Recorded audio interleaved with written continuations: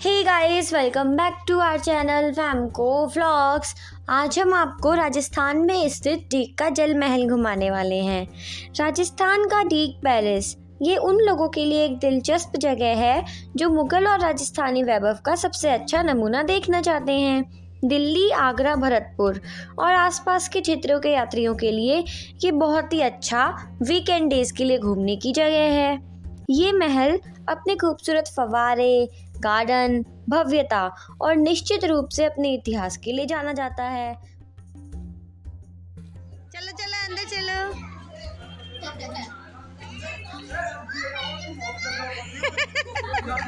अरे भाई उसको भी ले लो, बेचारी को छोड़ दिया तुमने।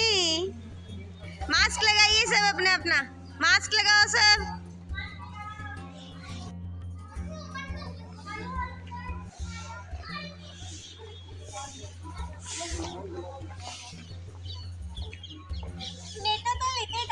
गाड़ी में से लेके मन्नू कहाँ पे आए हो तुम? कहाँ पे आए हो? अले बताओ तो तई। शर्म आ रही है। तो सबसे पहले हम डीग से जुड़े हुए इतिहास को समझ लेते हैं। यहाँ के महाराजा बदन सिंह ने सिंहासन प्राप्त करने के बाद डीग को अपनी राजधानी के रूप में चुना और 1730 ईस्वी के आसपास इस महल का निर्माण शुरू किया। ये भरतपुर में जाट हाउस के संस्थापक बने और उनके अधीन यह स्थान समृद्ध और शहरीकृत हुआ। उनके बेटे, जिन्हें हम अक्सर जाट वंश के नायक के रूप में जानते हैं, महाराजा सूरजमल, इन्होंने भी बाद में महल के चारों ओर किले का निर्माण किया, जो कि महल को बाहरी सुरक्षा प्रदान करता था।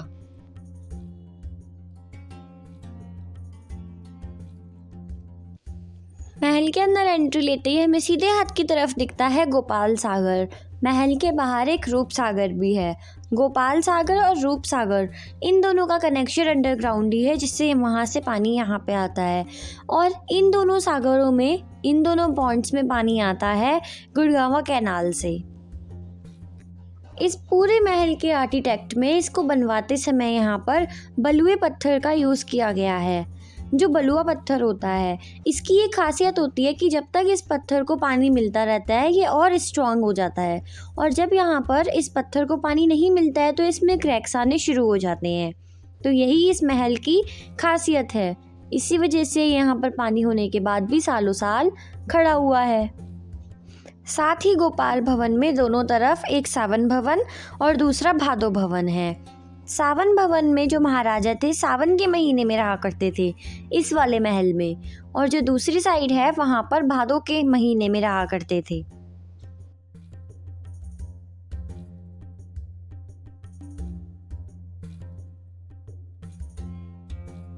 जल महलों के बीच में मुगल कालीन संगमरमर का झूला भी लगा हुआ है।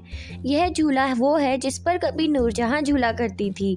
आगरा लूट के दौरान वे इसे भी यहाँ पर जीत कर ले आए थे। शुरू में इस झूले को वैर की फुलवाड़ी में लगवाया गया था, बाद में इसे शिफ्ट करके यहाँ जल महलों में लगा दिया गया। डीग पैलेस के आकर्षक भवनों में से एक है केशव भवन। केशव भवन एक मंजिला खुला मंडप है जो रूप सागर के साथ स्थित है। केशव भवन के साथ में ही मुगल कालीन शैली के काफ़ी सारे बगीचे भी बनवाए गए हैं। चारों ओर इस तरह के विशाल और खूबसूरत बगीचों के साथ यहाँ पर बैठना बहुत ही सुकून भरा और आरामदायक होता है।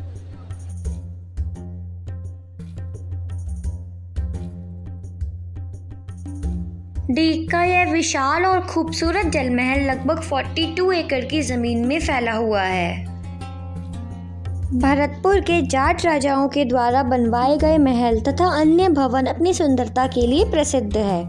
महाराजा बदन सिंह ने 18वीं सदी में मिश्रित शैली के डीग के भवनों की योजना तैयार की और उस योजना को महाराजा सूरजमल ने साकार किया। महाराजा सूरजमल दुर्ग, महल, मंदिर निर्माण और मुगलों के साथ लड़ाई में ही ज़्यादा व्यस्त रहते थे।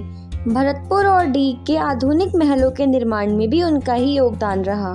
डीग में अपने पिता के समय के बने महलों से अलग सूरजमल ने फव्वारों और जलाशयों के साथ आधुनिक सुख सुविधाओं वाला, बहुत ही आधुनिक सुख सुविधाओं से युक्त महलों का निर्माण भी करवाया।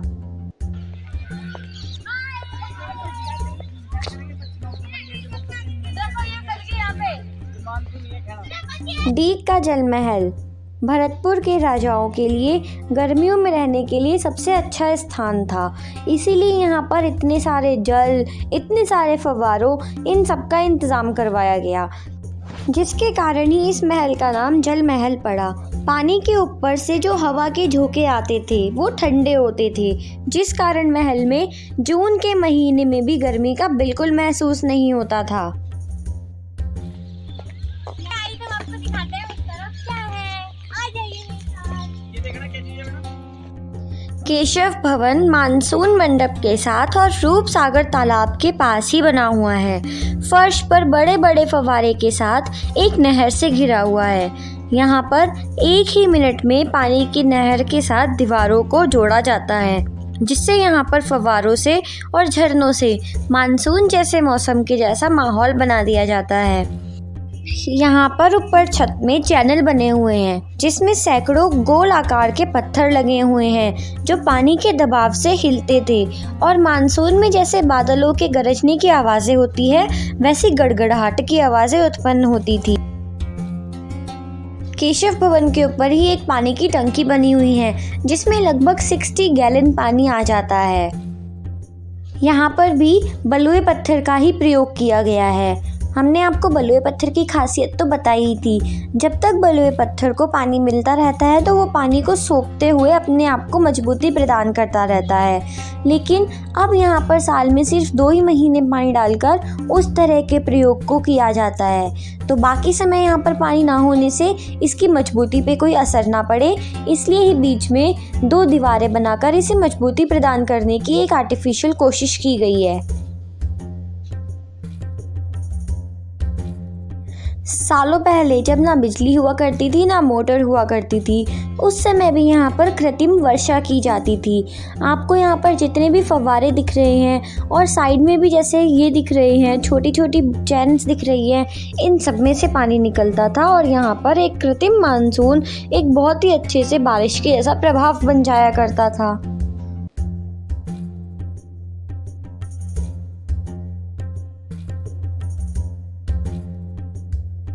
डीक के जल महल के बारे में इतनी सारी बातें जानने के बाद यह मानना बिल्कुल भी मुश्किल नहीं है कि ये महल दिल्ली के लाल किले से भी ज़्यादा शानदार है।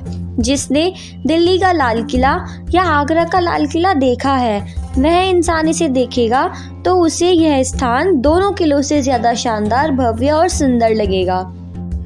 वहाँ जो आपको सुदूर पहाड़ी पर एक दुर्ग दिखाई दे रहा है, उस दुर्ग पर 8 मीटर लंबी एक तोप है।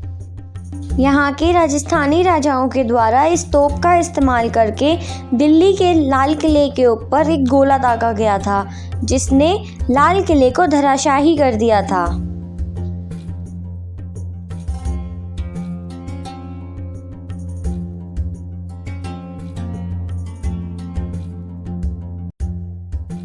अब सवाल यह है कि अगर डीक का जल महल इतना शानदार, भव्य है, वैज्ञानिक रूप से भी इतना आगे है, तो इसे दिल्ली के लाल किले या फिर आगरा के लाल किले की तरह क्यों नहीं सराहा जाता है? भारत के आज़ाद होने के बाद लगातार कांग्रेसी शासन रहने के कारण इस किले का रखरखाव ना हो सका। इसके कारण यहाँ पर काफ़ी सारे स्थान टूटने और ढहने की अवस्था में पहुँच चुके हैं। अब इसका क्या कारण था, तो ये भी हम आपको बताते हैं। इसकी यह वजह थी कि यहाँ के महाराजाओं के वंशजों का आज़ादी के बाद से ही कांग्रेसी सरकारों से हमेशा विरोध रहता था। यहाँ के महाराजा ऐसा मानते थे कि कांग्रेस सरकार अंग्रेज़ों की दलाल है और इसी कारण से वे कांग्रेस सरकार के सामने सर नहीं झुकाते थे। सरकार और यहाँ के वंशजों की इसी रंजिश के कारण आज से लगभग 30 साल पहले एक कांग्रेसी मुख्यमंत्री ने यहाँ के उस समय के राजा को सार्वजनिक रूप से बाजार में भरतपुर में पुलिस से गोली चलवाकर मरवा दिया था। उसके बाद डीक के इस जल महल का अच्छे से रखरखाव ना किया गया, यहाँ तक कि सरकार ने यहाँ पर ज़्यादा ध्यान भी नहीं दिया। लेकिन अब इस किले का दोबारा से जीर्णोद्धार करवाया जा रहा है, इसका रखरखाव भी किया जा रहा है। उम्मीद करते हैं कि अब यह किला इससे बदतर हालत में नहीं पहुँचेगा। तो ये था हमारा डीक के जल महल का फर्स्ट पार्ट। अगर आपको वीडियो अच्छी लगी तो वीडियो को लाइक कीजिए, शेयर कीजिए और जाते समय वैमको व्लॉग्स को भी ज़रूर सब्सक्राइब कर देना ताकि आपको डीक के जल महल का दूसरा पार्ट भी जल्द से जल्द मिले।